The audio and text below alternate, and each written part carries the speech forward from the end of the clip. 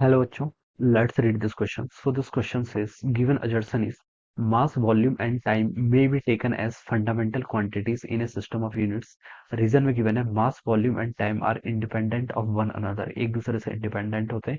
इसके corresponding बच्चों आपको यहाँ पर four options given किए हुए हैं. तो देखिए बच्चों इस क्वेश्चन का की कॉन्सेप्ट आप क्या लिख सकते हैं. The key concept of this question आपको यहाँ पर बताना है कि फंडामेंटल क्वांटिटीज क्या लिख सकते हैं. Fundamental quantities. Alright. Fundamental quantities का क्या मतलब होता है बच्चों. क्वांटिटीज देखिए आपकी दो टाइप की होती है. ठीक है.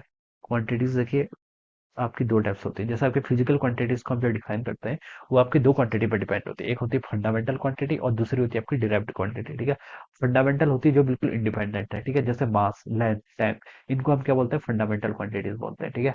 जैसे क्या क्या हो गया आपका मास हो गया, लेंथ हो गया, आपका टाइम हो गया, और टेम्परेचर के लिए केल्विन हो गया, ल्यूमिनस इंटेंसिटी के लिए आपका कैंडेला होता है. ठीक है. और मोल्स के लिए होता है आपका नंबर ऑफ मोल्स के लिए हम मोल डिफाइन करते हैं. ठीक है. तो ये सारी यूनिट्स होती जाती है. ठीक है.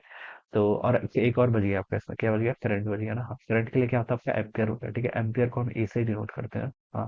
तो ये सारी आपकी क्या होती है. ये आपकी फंडामेंटल है यूनिट्स है. ठीक है. 7 फंडामेंटल यूनिट्स से बोलते हैं. ठीक है. अब देखिए बच्चों ये आपकी किसी अदर चीज पर डिपेंड नहीं करते हैं. ठीक है. ये सारी देखिए आपस में क्या है, एक दूसरे से इंडिपेंडेंट है. ठीक है. तो इन्हें हम क्या बोलते हैं. These are the independent quantities या फिर फंडामेंटल क्वांटिटीज. ठीक है.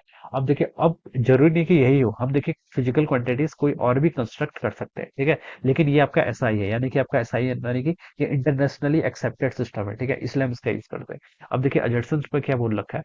अजर्सन ने बोल रखा है कि mass, volume and time may be taken as fundamental quantities in system of units. तो हम इसको फंडामेंटल क्वांटिटी ले सकते हैं नहीं ले सकते हैं ये बताना है. तो बच्चों आंसर है यस, ले सकते हैं. क्यों.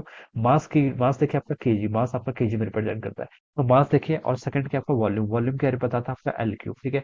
ये आपका वॉल्यूम हो जाएगा. वॉल्यूम की डायमेंशन क्या होती है. Metre cube. ठीक है. तो मास और लेंथ पर कोई डिपेंडेंसी नहीं है. ठीक है. तो ये दो दो दो तो अभी तक इंडिपेंडेंट है. थर्ड क्या आ गया आपका टाइम. ठीक है. तो टाइम भी देखिए क्या आपका टाइम हो जाएगा. आपका टाइम क्या होता है. सेकंड. यस. तो ये देखिए तीनों ही क्वांटिटी एमएलटी रिप्रेजेंट कर रही है. तीनों ही एक दूसरे से इंडिपेंडेंट है. अब बता सकते हैं कि हाँ इसको हम क्या ले सकते हैं. फंडामेंटल क्वांटिटीज की तरह ट्रीट कर सकते हैं. तो ये स्टेटमेंट आपका बिल्कुल करेक्ट हो जाएगा. ठीक है. रीजन पे देखिए क्या बोल रखा है. Mass, volume and time are independent of one another. वही चीज है. ठीक है. जो रीजन मैंने दिया. ठीक है. मास, लेंथ, टाइम देखिए तीनों ही क्या है, एक दूसरे से इंडिपेंडेंट है. इसलिए हम इसको फंडामेंटल क्वांटिटीज कहते हैं. ठीक है. फंडामेंटल क्वांटिटीज की डेफिनेशन ये है कि this should be independent of one another. ठीक है. तो ये रीजन भी बच्चों बिल्कुल करेक्ट है. तो अजर्सन भी करेक्ट है, रीजन भी करेक्ट है. और रीजन आपका करेक्ट एक्सप्लेनेशन है अजर्सन का. ठीक है. Reason is the correct explanation of assertion. ठीक है. तो बच्चों बता सकते हैं कि ऑप्शन वन क्या होगा. इसका बिल्कुल करेक्ट आंसर हो जाएगा. ठीक है. So option one will be the right answer of this question.